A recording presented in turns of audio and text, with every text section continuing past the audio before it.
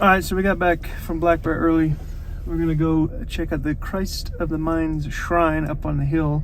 It's on the north side of town. It's been looking down upon us all week, and we've been curious to see what it is.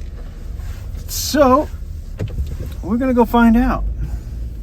So we'll see you up on the hill.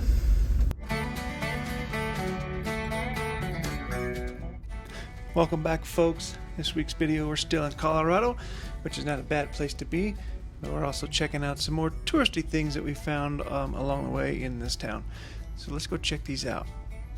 All right, we're gonna make a right-hand turn there. You can see the stop sign. We found the Christ of the Shrine Mines on maps of town and referenced all over through town. So it was something that we felt we had to check out. It was interesting, and we were there, and we had some extra time, so why not? So, like I said, it's a very short drive from main part of town, maybe 5 minutes from the middle of town. And this road isn't really all that bad. It's a graded dirt road, and it takes you right up to the bottom of the parking lot at the shrine, and then it's a short hike to get to the shrine itself. Fairly simple. No issues, no reason not to go. So this is the Christ of the Mines shrine up above Silverton. We're about 500 feet above town. I can see the RV park from here. You can see everything from here. But this carved marble statue is 12 tons and 16 feet tall. And since its erection, the town has claimed maybe they've had miracles happen since this thing was put up. And we'll talk about those in just a minute. So the first miracle that the townsfolk of Silverton claimed was after this statue was erected, the town of Silverton experienced its most profitable period of time during the mining age here. So they attribute that partially to the erection of the statue. The second are these trees behind me. These trees were planted on this hillside shortly after this was erected. Before that, it was a plain Jane Mountain. There was nothing up here. They couldn't get anything to grow up here.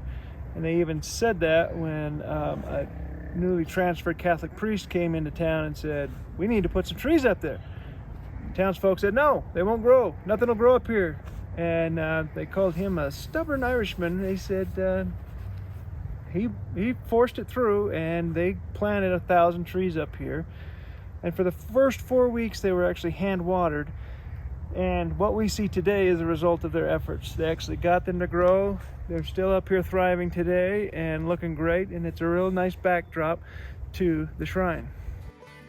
Yeah, that shrine was pretty cool. Now, the next stop is going to be one of those mines that this shrine protects. We're about to go in a mine. I'm wearing a hard hat again, like always.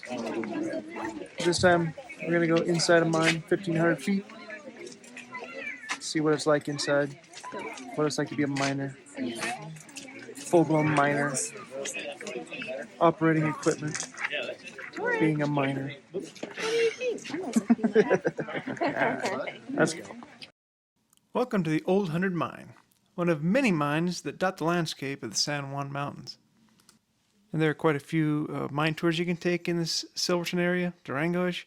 But this one's just outside of Silverton, and so it was very convenient for us to pop into this one and check it out. The best part of this mine tour is they let you try and at least get some of that entry fee back by letting you go gold panning. Highly unlikely you're going to do that, though. But you do have a pretty good chance of taking home a souvenir, and you get to play in the water a little bit. Misty's not one to pass up an opportunity to gold pan, so obviously we got to hang out and do this. It is actually free with the price of your tickets to get into the mine tour. So take as much time as you want up until the bell rings and it's time to get into that mine. Now the ride in is going to take just over 4 minutes to get through, and it does take you in there about a third of a mile. So can you imagine doing this every day, riding this train to get in to go to work? I mean, the walls are going to come down on you in this place. That's the way you feel. It's tiny, it's wet, cramped, but that's just the miner's life. Once you're inside, the other group gets to go back out, and you're on your own with your guide. Hope he's a good one and doesn't want you to put you to work. Yeah, so it's about 48 degrees, 45 degrees down here. Pretty chilly. So I'd recommend a jacket. And it is wet, so wear the rain jacket or bring your own. Seeing the tools and the conditions that miners had to work in back then and today make me not complain about my own day job as much, because this is some pretty crazy stuff and super loud.